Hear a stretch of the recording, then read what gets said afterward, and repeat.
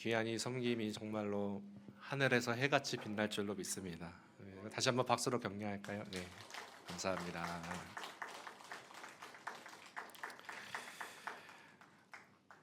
할렐루야, 아멘. 성령 강림 주일 이후 어떻게 기쁨의 50일을 넘어 우리는 이제 성령이 함께 하심으로 말미암아 동행하고 있는데요. 어떻게 기쁨이 배가 되셨습니까? 아멘.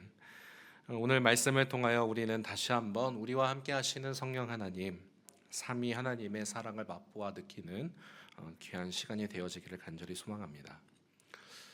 우리는 지난 두 번의 말씀을 통해 요엘서를 함께 묵상했습니다. 첫 번째 제가 금요기도 때 나눴을 때에는 우리의 찢어야 할 것이 있다면 바로 마음이다. 우리의 마음을 찢어야 한다라고 나눴습니다. 우리의 형식이 아닌 중심을 보시는 하나님, 그 하나님께 우리의 마음을 드리는 시간을 가졌습니다. 근데 계속해서 요엘서를 읽어 나갈 때 메뚜기 재앙 가운데 하나님께서는 백성들에게 내게로 돌아오라라고 말씀하셨습니다. 그리고 지난 주일 우리는 두 번째 시간을 통하여 하나님께서는 단순히 책망하시며 끝내시는 분이 아니라 무너진 자리에서도 다시 시작하게 하시는 분이라는 것을 보았습니다. 그래서 메뚜기가 당한 대로, 메뚜기가 먹은 횟수대로 갚아주리니라는 말씀을 우리가 함께 나누었었죠. 하나님께서는 잃어버린 그 시간 속에서도 우리로 하여금 다시 열매를 맺게 하시는 분이라고 우리가 함께 나누었었습니다. 그런데 요엘서의 마지막 메시지는 단순히 삶의 회복에서 끝나지 않는다라고도 말씀드렸습니다. 하나님께서는 단순히 환경만 회복시키는 분이 아니라 바로 자기 백성을 다시 살리시는 분이십니다. 어떻게 살리십니까? 우리는 이미 성령 강림 주일을 통하여 그 힌트를 알고 있지요. 네, 그렇습니다. 오늘 본문을 통해 보실 때 하나님께서는 아주 놀라운 선언을 약속하십니다. 그 후에 내가 내 영을 만민에게 부어 주리니. 그러니까 결국 요엘서가 말하는 회복은 성령의 부으심으로 완성됩니다. 오늘 말씀을 통하여서 우리의 메마른 심령을 다시 살리시는 성령 하나님의 은혜가 함께 우리가 있기를, 또 그렇게 우리의 말씀을 주시는 말씀을 함께 묵상하기를 소망합니다. 첫째로 성령은 특별한 사람만의 은혜가 아닙니다. 구약 시대를 우리가 기억해 보시면 성령이 어떻게 임하셨습니까? 성령이 제한적으로 특별하게 임했던 것을 우리는 기억하게 됩니다.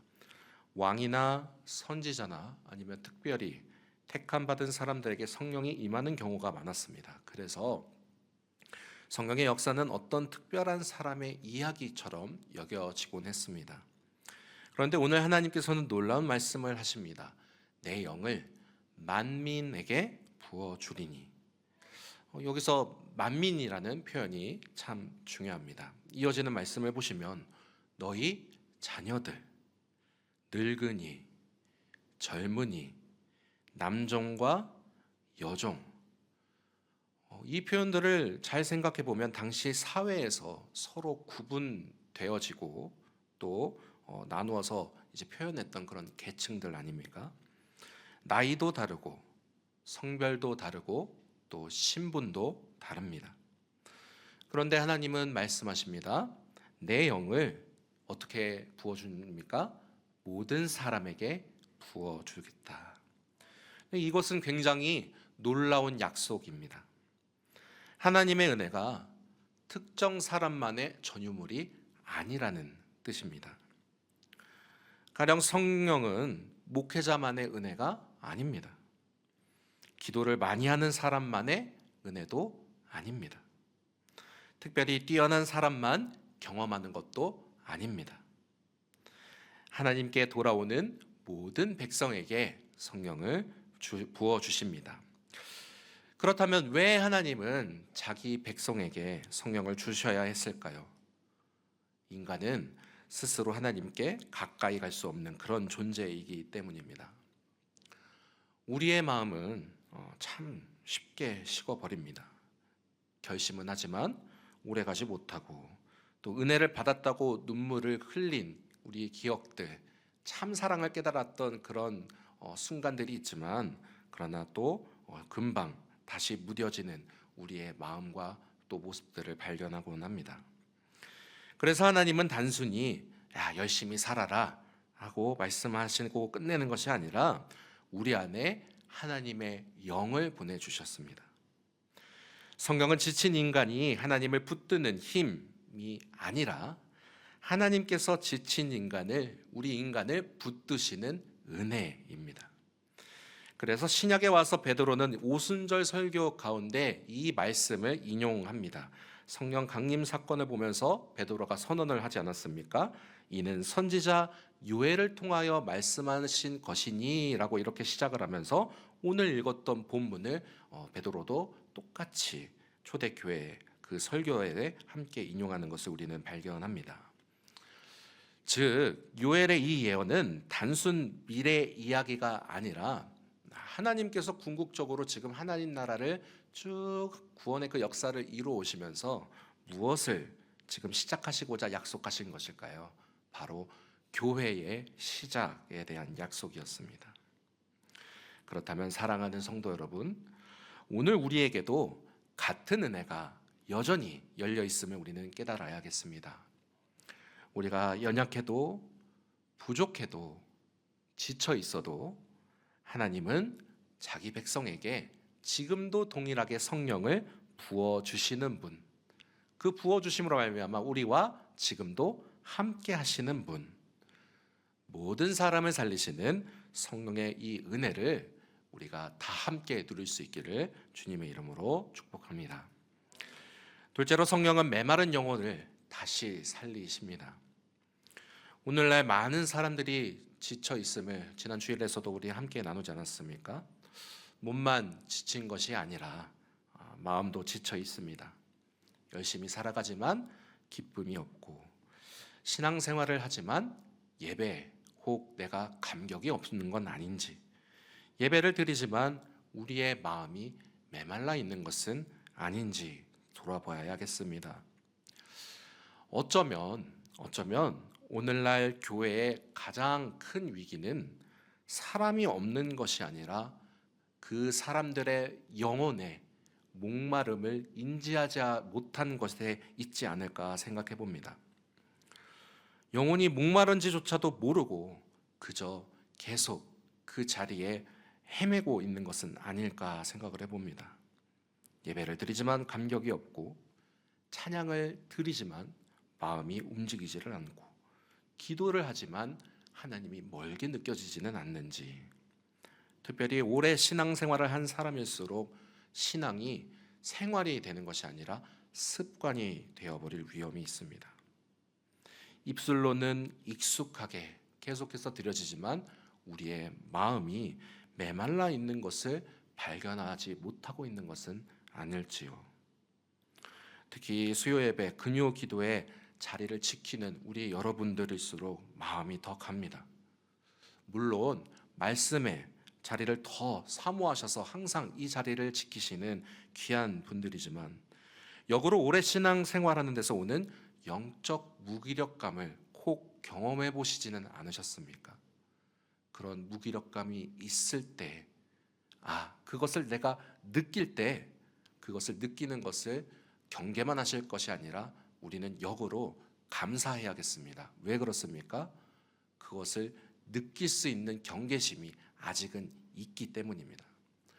오히려 그것을 느끼지 못하고 병든 닭이 꾸벅꾸벅 조는 것처럼 계속 그 상태에서만 벗어나지 못한다면 얼마나 힘든 일이 되겠습니까? 기도해야 되는데 기도가 나오지 않을 때, 말씀을 읽어야 하는데 마음이 움직이지 않을 때, 이럴 때는 어떤 예배를 드려도 이전 같은 감격이 없을 것입니다. 마치 겉으로는 괜찮아 보여도 속은 메말라 있는 그런 상태. 그런데 우리가 지난 주일에도 나누었지만 우리 하나님께서는 어떻게 하신다고 하셨습니까? 그런 백성들을 그냥 두지 않으신다라고 선언하십니다. 바로 어떻게 살리십니까? 성령을 통해 다시 살리십니다.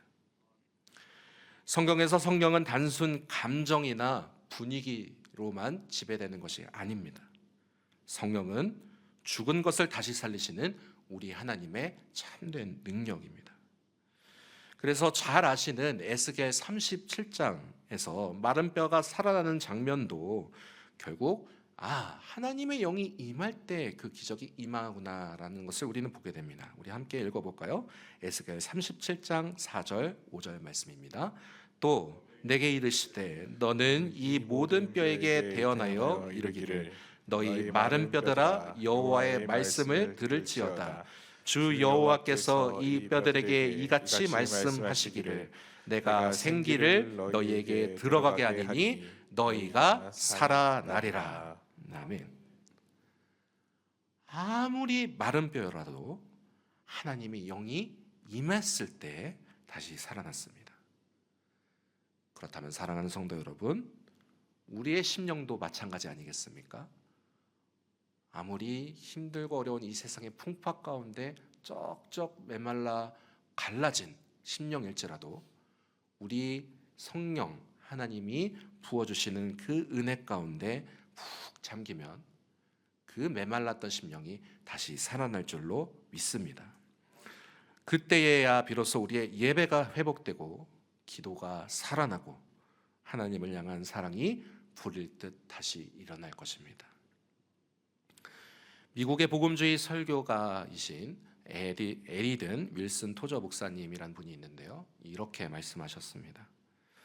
성령이 없는 교회 운영도 가능하고 성령 없는 종교 활동도 가능하다.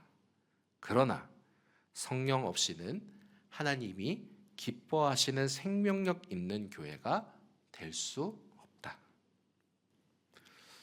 그래서 진짜 부흥은 좋은 프로그램 이전에 성령께서 우리의 마음을 먼저 어루만져 주시는 것부터 시작이 돼야 합니다.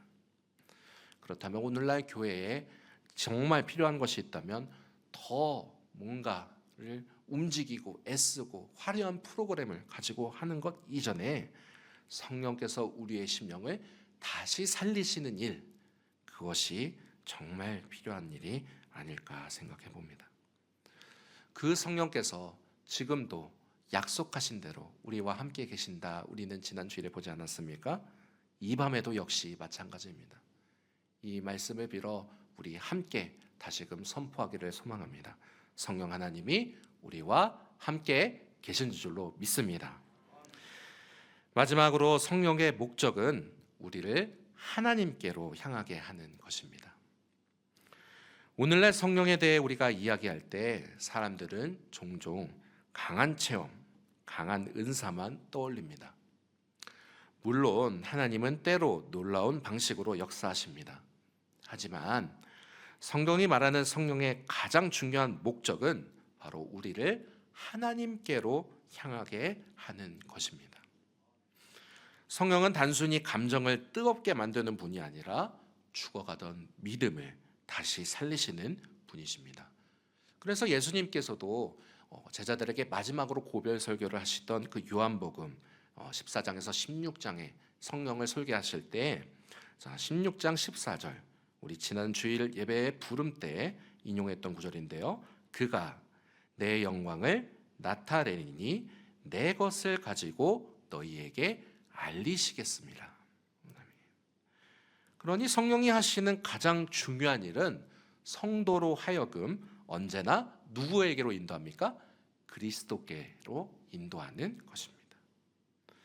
그래서 성령이 임하게 되면 하나님을 사랑하게 되고 예배를 사모하게 되고 죄를 미워하되 끝까지 싸울 수 있는 힘을 가질 수 있게 하고, 그리고 무엇보다 겸손한 마음을 주셔서 다시 하나님 앞에 무릎을 꿇게 됩니다. 결국 성령의 역사는 사람을 높이는 것이 아니라 하나님을 가까이 가게끔 만드는 일을 하십니다. 이 성령의 역사가, 그래서 성령의 역사가 단순 순간 뜨거움으로 끝나지 않는 것을 우리는 기억해야 하겠습니다. 성령은 우리의 삶을 변화시킵니다. 미워하는 사람이 용서되고 무너졌던 사람이 다시 일어설 수 있게 되고 자기 힘으로 버티던 사람이 겸손히 하나님을 의지하게 됩니다. 갈라디아서가 말하는 성령의 9가지 그 열매처럼 우리의 삶 속에 사랑과 기쁨과 화평이 맺히기 시작합니다. 그런 삶을 살아낸다면 그것은 기뻐해 하십시오. 성령께서 내 삶에서 살아 숨쉬고 계신다, 살아 역사하고 계신다라는 증거가 되어집니다. 오늘 요엘의 이 마지막 약속도 마찬가지입니다. 우리 하나님께서는 단순히 백성의 환경만 바꾸시려고 이 약속을 하시는 것이 아니라 하나님의 영으로 말미암아 자기 백성을 새롭게 하시려는 것입니다. 그래서 오늘 우리는 이 요엘 말씀을 마지막으로 정리할 때에 이 요엘의 마지막은 회복의 이야기면서 동시에 새로운 시대를 약속하는 말씀으로 우리는 기억해야겠습니다. 성령의 시대, 바로 하나님이 자기 백성과 함께 하시는 시대가 비로소 열린 것입니다. 지금은 성령 시대입니다. 그 약속이 2000년이 지난 지금 오늘 여기 우리에게 동일하게 이어지고 있습니다. 사랑하는 성도 여러분, 그렇다면 우리의 마음을 한번 돌이켜 봅시다. 혹시 우리의 마음도 메말라 있지는 않으십니까? 성령 강림주의를 우리가 지낸 지 벌써 3일이 지났습니다. 우리의 신앙생활 가운데 혹 기쁨이 사라지고 감격이 식어진 채 살아가고 계시지는 않으십니까? 그렇다면 우리가 이 시간 함께 나눈 요엘서를 함께 겸손히 기억하시면서 다시 깨어나기를 원합니다. 내가 내 영을 만민에게 부어주리니. 하나님은 지금도 자기 백성을 절대 포기하지 않으십니다. 메마른 심령에도 지친 영혼 가운데에도 성령을 통해서 자기 생명을 기꺼이 나눠주십니다. 그래서 아직 끝난 것이 아닙니다. 성령 하나님께서 우리 가운데 계신다면, 우리 가운데 역사하시면 우리의 예배도 다시 살아날 수 있습니다. 우리의 기도도 다시 회복될 수 있습니다. 우리의 가정도, 우리의 교회도 다시 하나님을 향해 살아 움직일 수 있습니다. 성령의 역사하심을 간절히 바라는 가운데 바라기는 우리의 메마른 이 심령 위에 하나님의 영이 다시 부어지는 역사가, 그 은혜가 임하기를 간절히 소망합니다. 그때에 우리는 이렇게 간절히 기도해야겠습니다. 하나님, 우리를 다시 살려주옵소서. 그렇게 간절히 기도하는 우리의 그 기도에 우리 하나님 반드시 응답하시지 않으시겠습니까? 자기의 백성이 그토록 하나님을 찾으실 때에 반드시 응답하실 줄로 믿습니다. 우리 이 시간 함께 말씀을 기억하며 기도하기를 소망합니다. 첫 번째로 메말라 있는 우리의 심령 위에, 우리의 무너진 가정 위에 다시 하나님의 영을 부어달라고 기도합시다. 두 번째로 우리의 식어버린 예배 위에, 지쳐있는 우리 교회 위에 다시 하나님의 영을 부어달라고 기도합시다. 마지막으로 온 열방 가운데, 선교의 현장 가운데, 복음의 그 현장 가운데 다시 하나님의 영을 부어달라고 기도합시다. 내 영을 만민에게 부어주리니 약속하신 그 우리 하나님의 약속의 말씀을 힘입어 우리 기도하며 나아갑시다. 우리 두 손 들고 찬양합니다. 찬양한 이후에 말씀을 기억하며 기도하도록 하겠습니다.